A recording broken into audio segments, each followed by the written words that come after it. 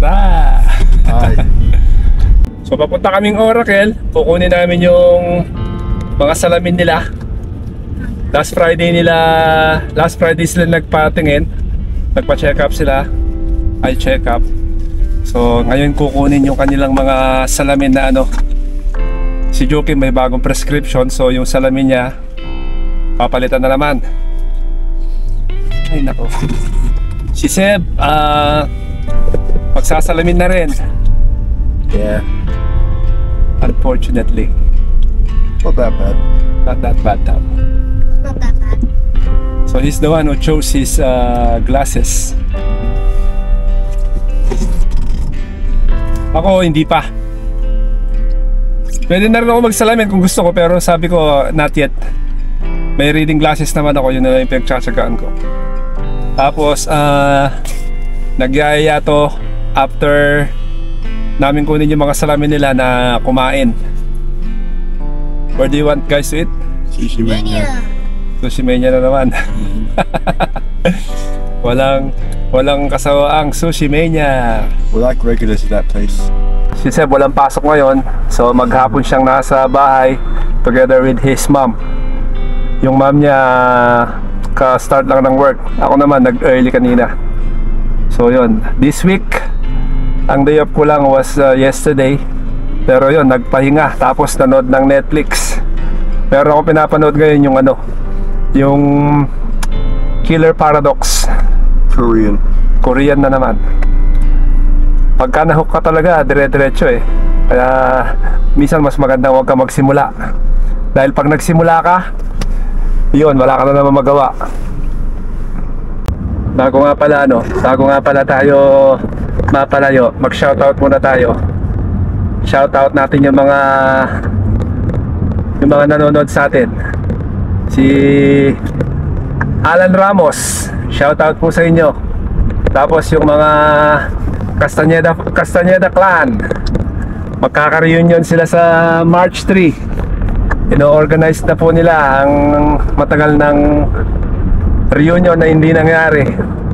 Nung bata kami, halos every year, taon-taon talaga nagre-reunion kami. Every 1st of January.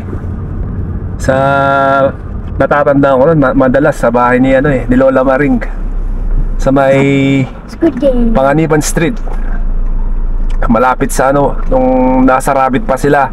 Tapos tinuloy pa yon nung nasa Jomac subdivision na sila.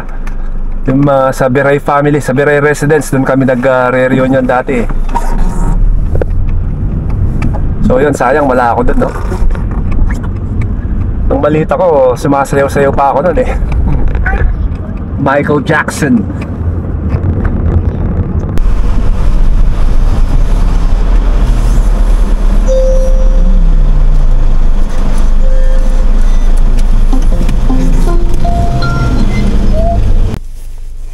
We're early.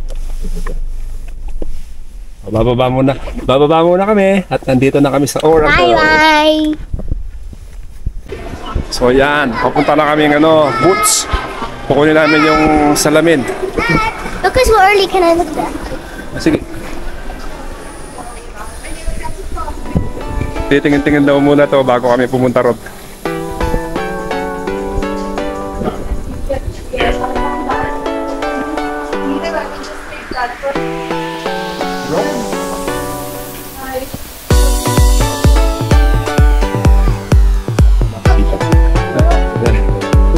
There, keep my last teacher. Yeah, the woman, keep my last teacher. I just said hi.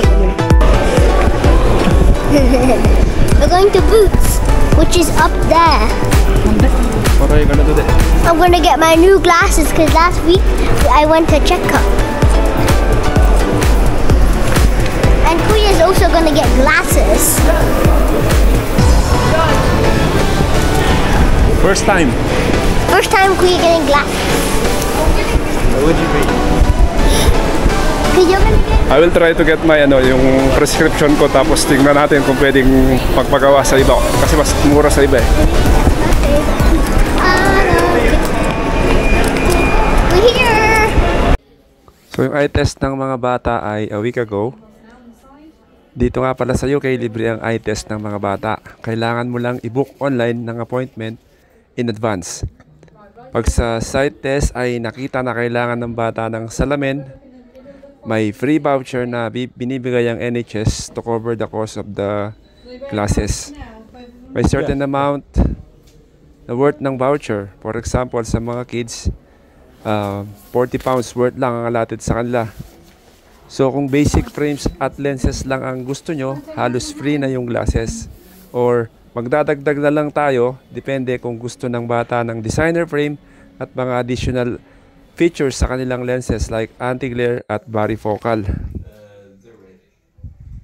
Bale, sa kanilang dalawa, nagdagdag na lang ako ng additional dahil yung mga napili nilang lenses at frames ay kailangan mag-add talaga. So okay lang naman, malaking tulong pa rin kahit papano. Huh? So, yeah, sunod na dessert. Okay. Bago na naman yung frame niya, bagong prescription. I love it. Ako naman, kinukuha ko yung yung prescription ko sa kanila para kung mag-decide ako na magpagawa sa iba, pwede. Kasi, ewan ko, baka mas makahanap ako ng mas mura. So yan, naka-apat na charity store na kami. So rider naman. Nice cherry. Is it open? Ooh. Oh, they're closed.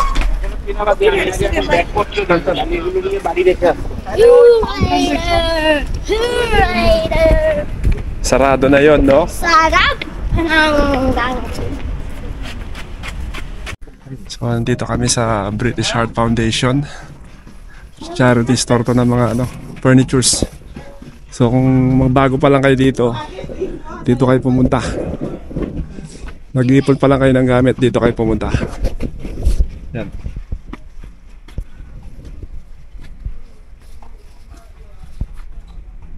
Okay, sa marketplace pwede rin. Yan.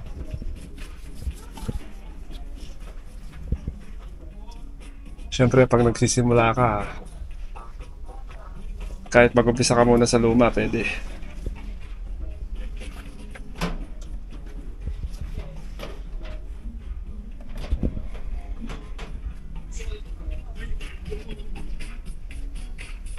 Pero mahal din siya, no? Tumingin po kayo sa marketplace, sa Facebook o kaya sa Gumtree. Yan, marami din murang binebenta dyan. Minsan yung mga nagbebenta doon, pag walang bumibili, pinamimigay nila sa charity.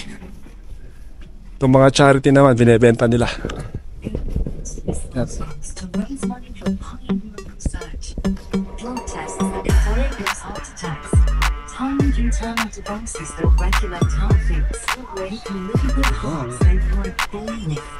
Dalawa, magpulang. Naghihintay lang kami ng 6 o'clock kasi 6 o'clock pa lang magbubukas yung gusto nilang kainan. Naka-speaker nila. Healing time lang kami dito, no? Lalabas na rin kami yan sa isang mall kami maghihintay. Let's go. Oh, okay. Yeah, I won. Is that broken? No, they're only one that died.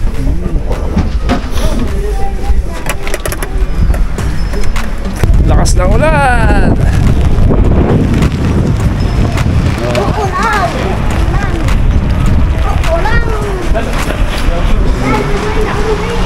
No, we can enter here.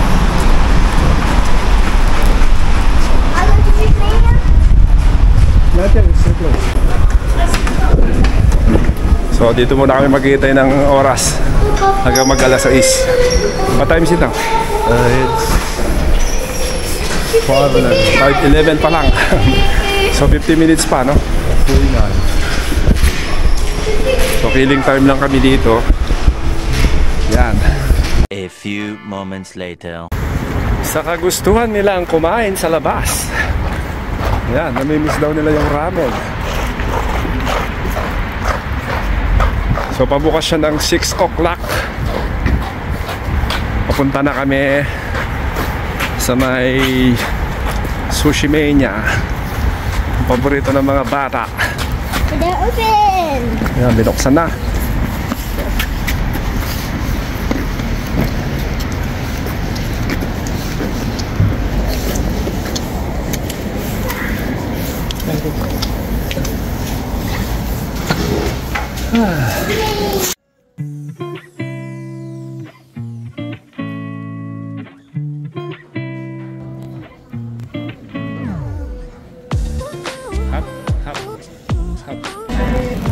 Yan, kakain muna kami, no?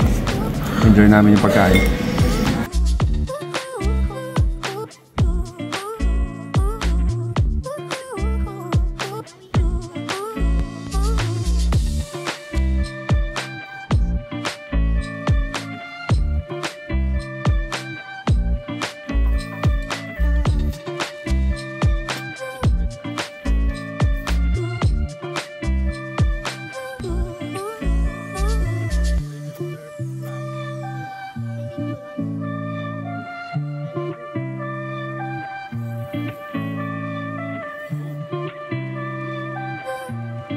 Nerds, we just finished eating.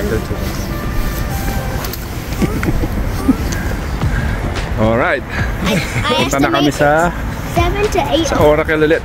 Punta na kami na sa sasakyan. So, Ford Street Mall has closed. dito na kami sa Oracle. Pabalik na kami. Tingnan nyo, lakas ng tubig, oh.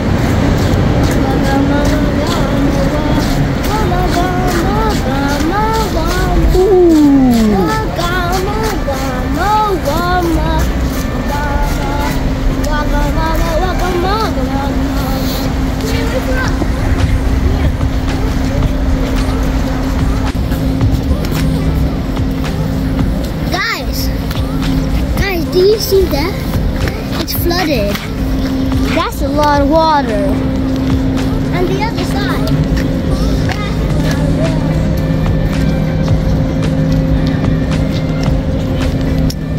That's a lot of water. Where's Kuya? See that? Where's Kuya? That's a lot of water. Now that's a lot of water. That's a lot of water. Oh yeah, right.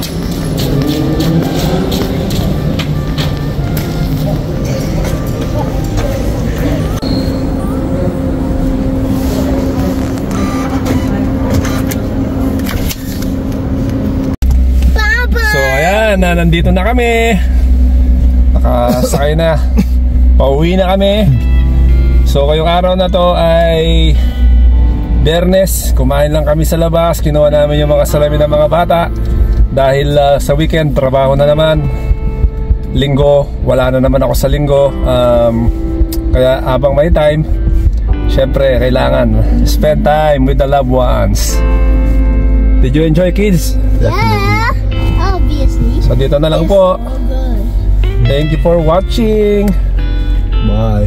Bye. Bye-bye. Don't forget to subscribe. See you in the next one. See you on the next one. Notifications.